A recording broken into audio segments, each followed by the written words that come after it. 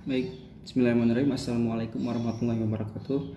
Di video ini saya akan membahas tentang jenis strategi belajar bahasa Arab menurut versi Oxford.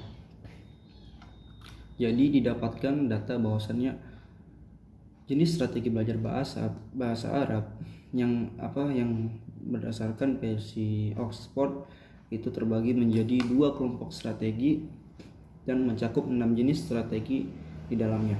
Pertama, kelompok strategi langsung. Kelompok strategi langsung itu mempunyai beberapa strategi, diantaranya strategi memori, yaitu strategi yang menekankan pada upaya mengingat, menyimpan, dan memanggil kembali materi kebahasaan. Jenis strategi memori itu menggunakan 4 substrategi, yaitu menciptakan hubungan mental, diterapkan dalam bentuk menghubungkan antar kata atau antar kata yang didapat oleh pelajar itu bisa dihubungkan dengan kata lain yang sejenis gitu. Misalkan kolamun itu dihubungkan dengan buku, kolamun atau pena itu dihubungkan dengan kurosatun atau buku. Yang selanjutnya menghubungkan kata dengan tempat. Misalkan pelajar mendapatkan kosakata kolamun atau pena itu dipadukan dengan tempat. Misalkan kolamun itu berada di atau pena itu berada di kelas ataupun di ruang belajar dan lain sebagainya. Selanjutnya itu memasukkan kata ke dalam konteks. Setelah murid mendapatkan kosakata baru atau kata baru dalam bahasa asing, dalam bahasa Arab, dia memasukkannya ke dalam konteks. Misalkan saya menulis dengan pena atau aktubu bil qalam. Substrategi selanjutnya menggunakan kesan visual dan bunyi, diterapkan dalam bentuk menggunakan imagery. Yang dimaksud imagery ini adalah penggunaan seluruh indera untuk menciptakan atau menciptakan kembali sebuah pengalaman melalui pikirannya. Sebuah pengalaman yang ada di dalam pikirannya itu diciptakan kembali menggunakan seluruh inderanya. Jadi hubungannya berkaitan dengan ingatan atau pikiran. Selanjutnya mempresentasikan bunyi. Kata yang ia dapat atau bahasa Arab yang ia dapat itu dipresentasikan melalui bunyi. Yang ketiga adalah memadukan keduanya. Yang dimaksud memadukan keduanya adalah setelah siswa atau pelajar mendapatkan bahasa asing atau pembelajaran bahasa asing, ia mengingat kembali atau menggunakan teknik imagery gitu, menciptakan kembali pengalamannya dalam bentuk pikiran menggunakan seluruh inderanya, kemudian diluapkan melalui bunyi sehingga pelajar bisa dianggap paham dengan materi kebahasaan yang ia dapat. Yang ketiga, mereview dengan baik. Ya, ini diterapkan dalam bentuk mereview secara teratur. Jadi setelah pelajar mendapatkan materi kebahasaan, ia mengulang kembali atau mengulas kembali materi yang ia dapat, kemudian diteliti apakah ada kesalahan atau kekeliruan sehingga bisa diperbaiki atau dievaluasi. Yang terakhir yaitu melakukan aksi tindak, diterapkan dalam bentuk baik dalam bentuk teknis maupun mekanis. Strategi yang kedua yaitu strategi kognitif, yaitu strategi yang menekankan pada upaya manipulasi dan transformasi bahasa sasaran oleh pelajar. Jenis strategi kognitif yang digunakan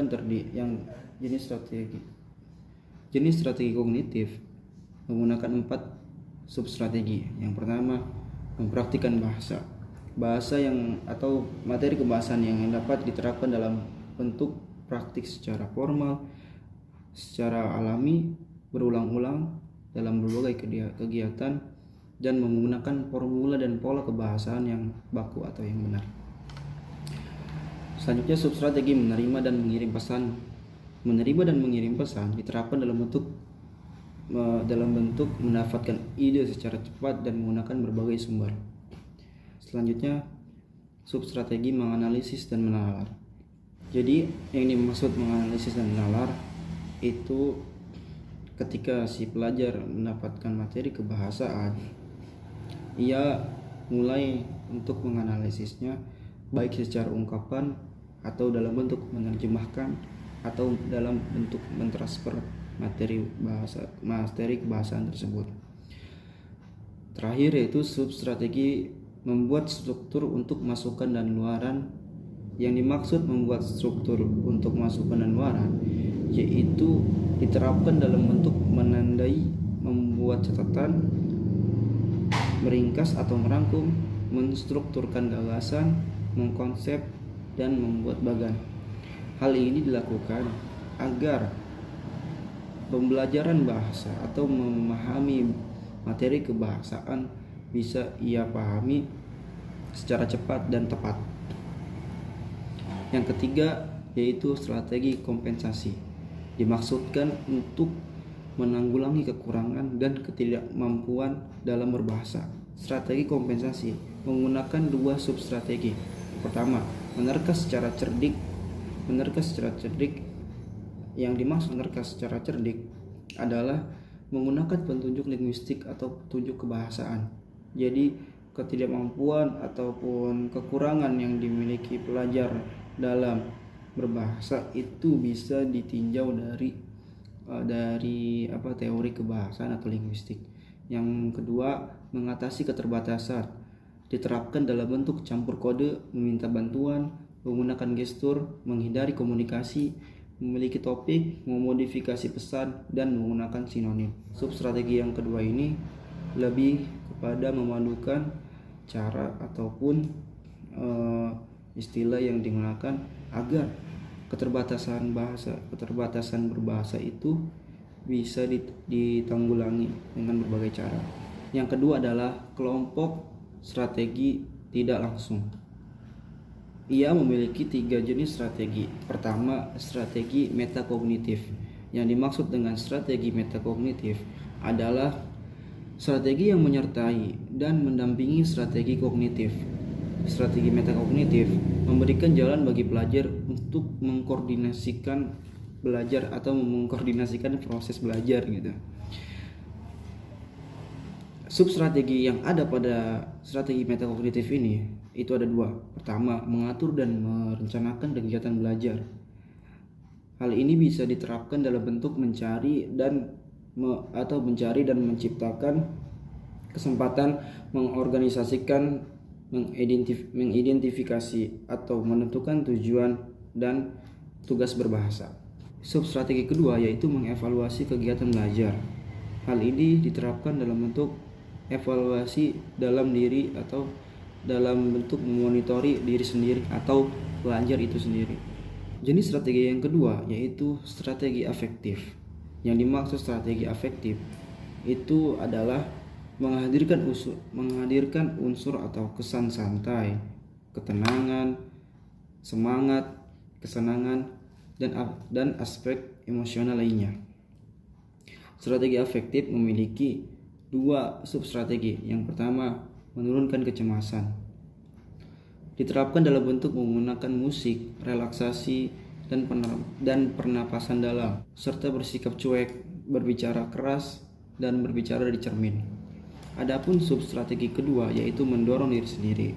Diterapkan dalam bentuk membuat pernyataan positif, menghargai keberhasilan diri sendiri, dan berani mengambil risiko. Yang terakhir adalah strategi sosial. Strategi sosial juga memiliki 2 substrategi. Yang pertama, menanyakan kepada pihak lain, dan kedua, bekerja sama.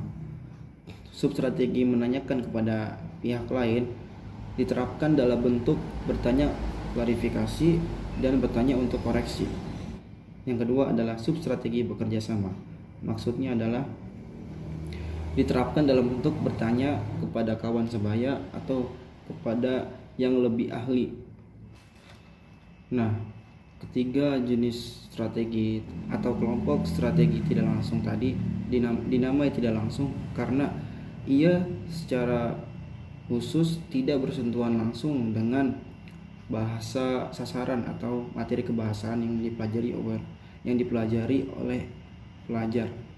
Juga berarti tidak langsung mengoperasikan kepada bahasa target. Jadi ya berhubungan dengan ranah murid itu sendiri, bagaimana mengoperasikan bahasa target agar mudah dipelajari dan sebagainya. Cukup sekian penjelasan dari saya, semoga bermanfaat. Terima kasih atas segala perhatian dan mohon maaf atas segala kekurangan. Assalamualaikum warahmatullahi wabarakatuh.